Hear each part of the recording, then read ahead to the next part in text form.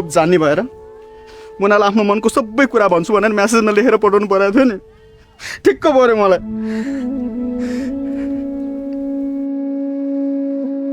बेकार भइरहेको राम्रो नाता पनि बिग्रियो।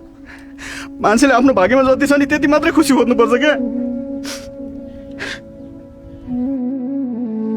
सबै ठिक भइरहेकै थियो त, सब बिग्रेन। अब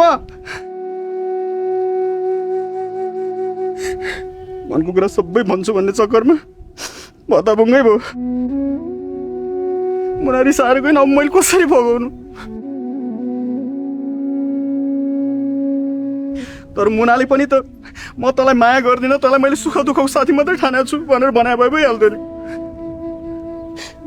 मेरो घरमा पाइलै नटेक, मेरो साथीलाई कहिले पनि नभेट भनेर भन्नुपर्छ त? म बुझ्थेँ नि, जबरजस्ती गर्दैन।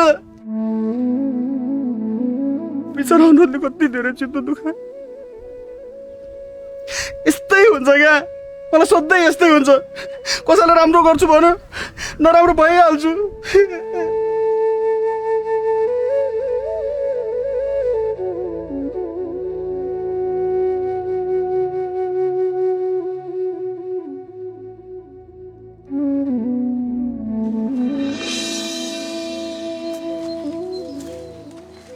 आखिर मान्छे मन पर्न रूप होइन, बानी व्यवहार नै राम्रो हुनुपर्ने रहेछ है। हेर्नु न, केही दिन अघिसम्म मैले हजुरलाई फुटेको आँखाले पनि हेर्न सकेको थिइनँ।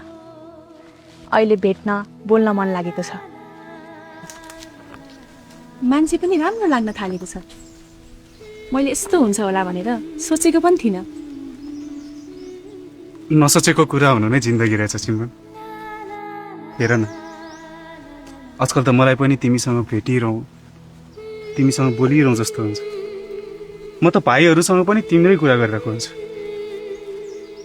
मलाई सुधार्नुमा तिम्रो पनि ठुलो हात छ सिमरन। मलाई सधैँभरि यसरी नै माया गर, यसरी नै साथ दिइराख है।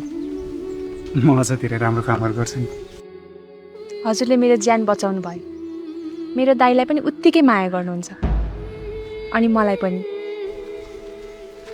मलाई रिसाउने, झगडा गर्ने, अरूलाई फसाउने मक्करी भन्दा सबैलाई माया गर्ने, सबैलाई हँसाउने मक्करी एकदमै मन पर्यो। तिमीलाई अझै पनि म कहीँ कतै सुध्रेको छैन जस्तो त लागेको छैन नि? मैले अझै पनि नाटक गरेको जस्तो त लागेको छैन नि तिमीलाई? छैन। मलाई पहिलेको मक्करी भन्दा अहिलेको मक्करी 1000 गुणा बढी मन पर्यो।